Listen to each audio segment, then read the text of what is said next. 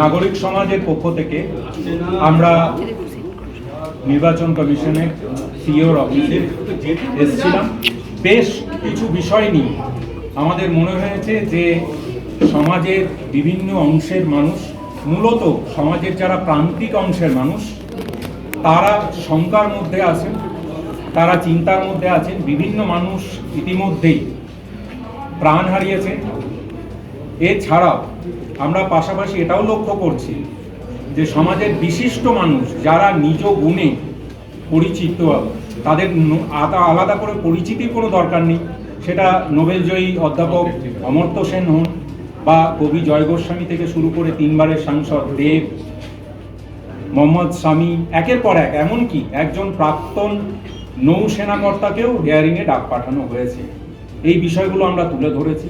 যারা ট্রান্সজেন্ডার আছেন তারা 2002 সালে, ধরুন তার নাম জয় ছিল, আজকে জয়ী হয়ে গেছে, তাহলে তাকে ম্যাপিং থেকে বাদ দিয়ে দেওয়া হয়েছে, তাদের কি হবে? বারবার বলা হচ্ছে নির্বাচন কমিশনের পক্ষ থেকে যে বয়স্ক মানুষদের আসার দরকার নেই, তারপরেও কিন্তু আমরা দেখছি ক্রমাগতভাবে 80 বছর বলেছেন, কিন্তু তারপরেও 100 বছর, 104 বছর এরকম বৃদ্ধ বৃদ্ধা, বিশেষভাবে যারা সক্ষম সেই মানুষগুলো হেনস্থার শিকার হচ্ছে। আরও একটা বিষয় আমরা তুলে ধরার চেষ্টা করেছি, সেটা হচ্ছে যাদেরকে হিয়ারিংয়ে ডাকা হচ্ছে তাদের কাছ থেকে যে ডকুমেন্টসগুলো চাওয়া হচ্ছে তার কোনো রিসিপ্ট কপি দেওয়া হচ্ছে না। এই বিষয় নিয়ে আলোচনা হয়েছে। ধরুন কোনো তর্কের খাতিরে, টেকনিক্যাল কারণে যদি তারা পরবর্তীকালে আবার বাদ চলে যায়, তাহলে বাদ চলে গেলে তাদের কাছে কিন্তু কোনো প্রমাণ হিসাবে আর কোনো তথ্য থাকছে না।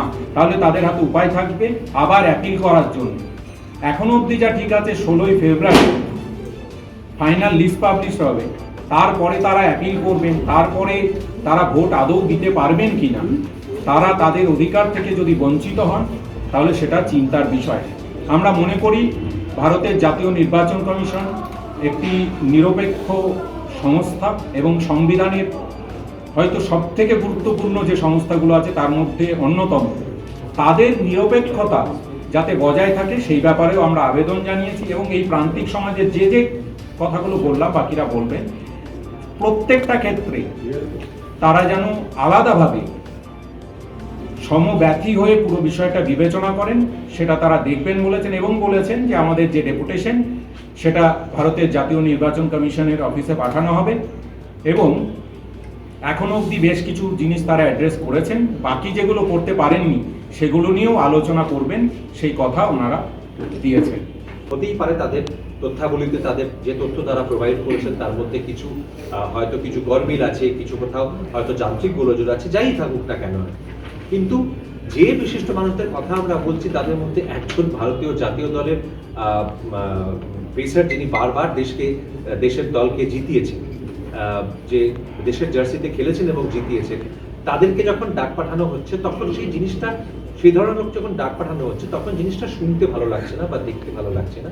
এই জিনিসটা কিভাবে যাতে মানুষের কাছে বা তাদের কাছে যাতে অসম্মান ছাড়া তাদের কাছে কিভাবে জিনিসটা পৌঁছয় সেটাও কিন্তু দেখাটা কর্তব্য।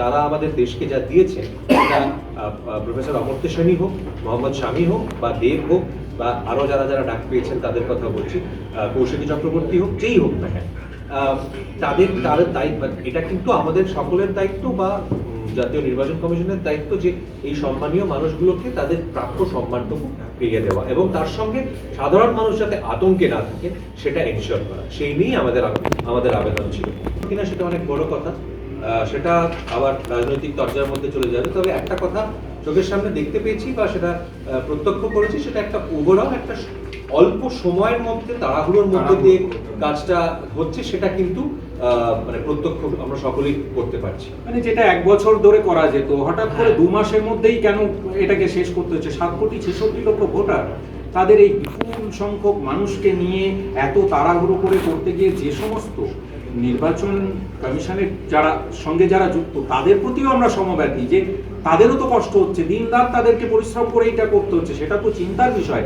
আজকে সেটা করতে গিয়ে তাদের মধ্যে যারা মানসিকভাবে চাপ নিতে পারছেন না, অসুস্থ হয়ে পড়ছেন, এমনকি কিছু লোকজন প্রাণ হারিয়েছেন, এইগুলো তো দুঃখজনক। একজন স্বাধীন দেশের, আমাদের ভারতবর্ষের গণতন্ত্রের যে মহিমা, সংসদীয় গণতন্ত্রের, সেখানে এই বিষয়গুলো নিয়ে কথা বলার তো প্রয়োজন আছে, আলাপ আলোচনার প্রয়োজন আছে।